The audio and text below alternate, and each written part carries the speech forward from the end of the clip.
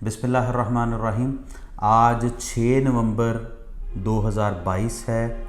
आज फैसलाबाद में गोगा पार्टी के वाइस चेयरमैन शाह महमूद कुरैशी, जो दरबारों के पैसे खाने वालों के नाम से पाकिस्तान में जाना जाता है, आज वो फैसलाबाद में जब आया तो उसने फैसलाबाद में एक तकरीर फरमाई। मैं उसके मुतल्लिक़ चंद बातें या चंद हक़ाइक़ मैं आप दोस्तों के साथ शेयर करना चाहूँगा कि ये आप इनकी आप एबिलिटी देख लें कि जिस भी शख्स को किसी भी अवामी इज्तिमा के साथ ख़िताब करना पड़ता है तो राना सनाउल्लाह का नाम लिए बग़ैर इनकी बात जो है उसमें अहमियत पैदा नहीं होती, या इनको ये इस बात का एहसास है कि राना सनाउल्लाह का नाम नहीं लेंगे तो हमारी बात जो है वो टीवी या अखबारों की जीनत नहीं बनेगी। तो फिर इसीलिए ये राना सनाउल्लाह के मुतल्लिक़ मुख्तलिफ़ किस्म की हर्जा सराई और मुख्तलिफ़ किस्म के इल्ज़ामात की सियासत करते हैं। आज वो शख्स, इसका खुद का नाम भी शाह महमूद कुरैशी है, इसके परदादा का नाम जो है, जो इसका दादा था उसका नाम भी शाह महमूद था, जो अंग्रेज़ों के कुत्तों को नहलाने वाला, हमारे लोकल्स की इंफॉर्मेशन उनको देकर उनसे जागीरें लेने वाला, हमारे जो यहाँ के लोग हैं जो मुहिब्बे वतन पाकिस्तानी थे, जो उस वक़्त पाकिस्तान की तहरीक आज़ादी के अंदर फ़आल किरदार अदा कर रहे थे, उनकी इंफॉर्मेशन अंग्रेज़ों को पास करके अंग्रेज़ों से जगीरें हासिल करने वाले आज फैसलाबाद में खड़े होकर राना सनाउल्लाह के मुतल्लिक़ बातें कर रहे हैं। कौन राना सनाउल्लाह? आप फैसलाबाद में खड़े होकर उसने कहा कि फैसलाबाद में लोग राना सनाउल्लाह को कातिल के नाम से जानते हैं। आपको इस तरह की घटिया बातें करते हुए शर्म आनी चाहिए, आपको इस तरह के इल्ज़ामात लगाते हुए शर्म आनी चाहिए। 4 साल आपकी वफाक में हुकूमत रही, अगर उनके ऊपर इस तरह का कोई इल्ज़ाम था तो क्यों नहीं आपने उस इल्ज़ाम के अंदर उनको पकड़ा? क्यों नहीं, जब आपको इस तरह की कोई ना चीज़ मिली तो आपने उनके ऊपर एक झूठा बेबुनियाद मुकदमा कायम किया? अगर आपके पास कोई इस तरह की कोई चीज़ होती तो आपको झूठा हीरोइन का मुकदमा कायम करने की क्यों ज़रूरत पेश आती? मैं आज आप ही की ज़ात के मुतल्लिक़ बात करूँगा। आप वो बंदे हैं जिसकी अपने भाई के साथ लड़ाई है। आप दरबारों की और मुरीदैन की कमाई खाने वाले लोग, आपका वो जो भाई है वो मुरीद कुरैशी, आपकी उसके साथ किस चीज़ की लड़ाई है? कि दरबार का चंदा बांटने पे लड़ाई है जी। वो कहता है मेरा है, आप कहते मेरे हैं। किस किस्म के आप घटिया लोग हैं। अब कोई भी बंदा पाकिस्तान में या दुनिया के किसी भी जगह के ऊपर कोई कारोबार शुरू करता है, जब उसका काम चलता है तो वो उसकी और ब्रांचेस खोलता है, कभी किसी शहर में, कभी किसी मुल्क में।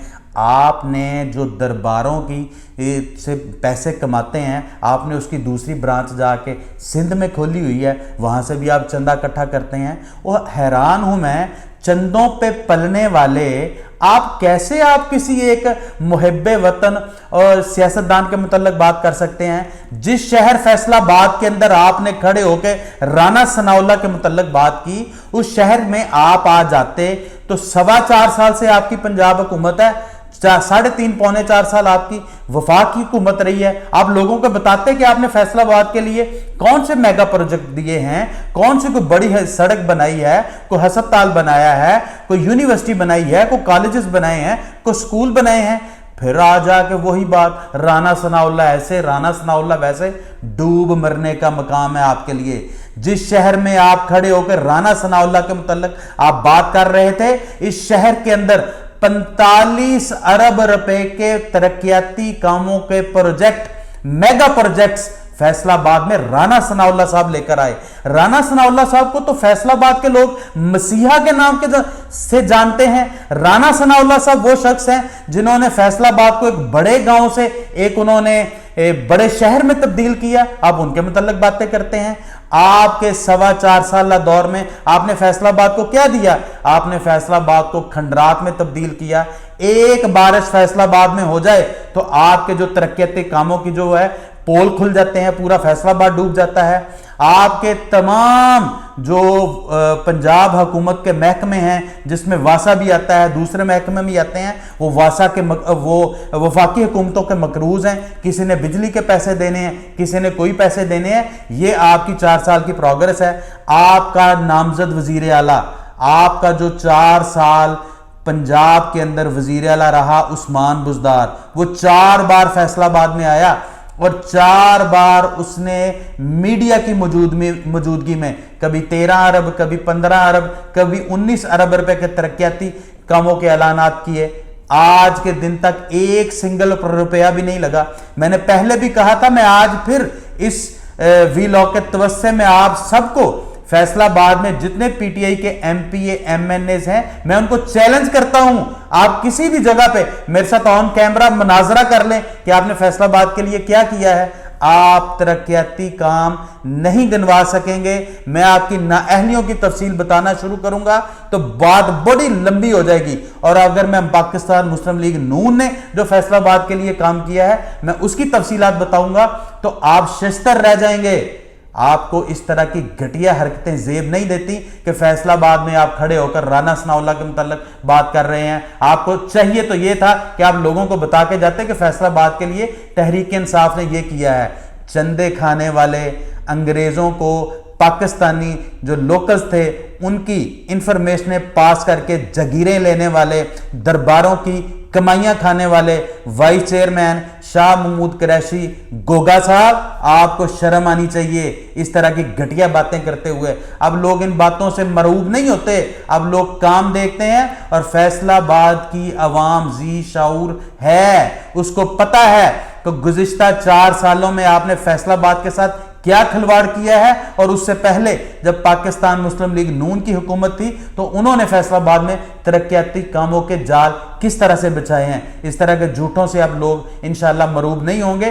آپ کی حقیقت ہر آنے والے دن کے ساتھ لوگوں کے اوپر کھلتی رہے گی۔ اور آخری بات، آج آپ نے جو ایک بڑی گھٹیا قسم کی بات کی ہے، آپ نے پولیس کی وردی کے اوپر لعنت بھیجی ہے۔ استغفر اللہ۔ آپ نے ان ہزاروں شہداء کے روحوں کے ساتھ آپ نے زیادتی کی ہے، ان کو کتنی تکلیف ان کی فیملیوں کو پہنچائی ہے، جنہوں نے اس وطن عزیز کے لیے انہوں نے قربانیاں پیش کی۔ جب دہشت گردی میں پنجاب ڈوبا ہوا تھا تو پولیس نے ہراول دستے کا کردار ادا کرتے ہوئے میرے، آپ کے اور اس پنجاب کے اور پاکستان کے بچوں کی حفاظت کی، نہ صرف ہمارے بچوں کی اور ہماری املاک کی بھی حفاظت کی، اور کتنی جانوں کا نذرانہ پیش کیا۔ آج آپ نے اس پولیس کے اوپر لعنت بھیجی ہے، وہ لعنت اس پولیس کے اوپر نہیں ہے، وہ لعنت واپس آپ کے منہ کے اوپر آئی ہے کہ آپ نے شہیدوں کے جو شہداء کی فیملیوں کے ساتھ زیادتی کی ہے، ان کو تکلیف پہنچائی ہے، اور ان شہداء کی روحوں کو بھی آپ نے تکلیف پہنچائی ہے۔ آپ کو اس بیان کو فی الفور واپس لینا چاہیے، ورنہ یہ مناسب بات نہیں ہے۔ لیکن میں پھر بھی کہوں گا کہ جس پولیس کے سائے میں آپ آزادانہ گھوم پھر رہے ہیں، اسی پولیس کو گالی دیتے ہوئے آپ کو شرم آنی چاہیے۔ یہ آپ کو زیب نہیں دیتا۔ میں حیران ہوں کہ آپ جب وزیر خارجہ تھے تو آپ کا اپنا بیٹا امریکہ میں کسی جو سینیٹر ہے اس کا پرسنل اسسٹنٹ تھا، آپ اپنے لیے وہاں پر لابنگ کرتے رہے، آپ ہر دور میں انگریزوں کے کتے نہلاتے رہے، اور بات آپ حب الوطنی کی کرتے ہیں۔ آپ کو شرم سے ڈوب مرنا چاہیے۔ آپ عوام کو اب مزید دھوکہ نہیں دے سکتے، اور عوام ان دھوکوں میں آنے والی بھی اب نہیں ہے۔ شکریہ۔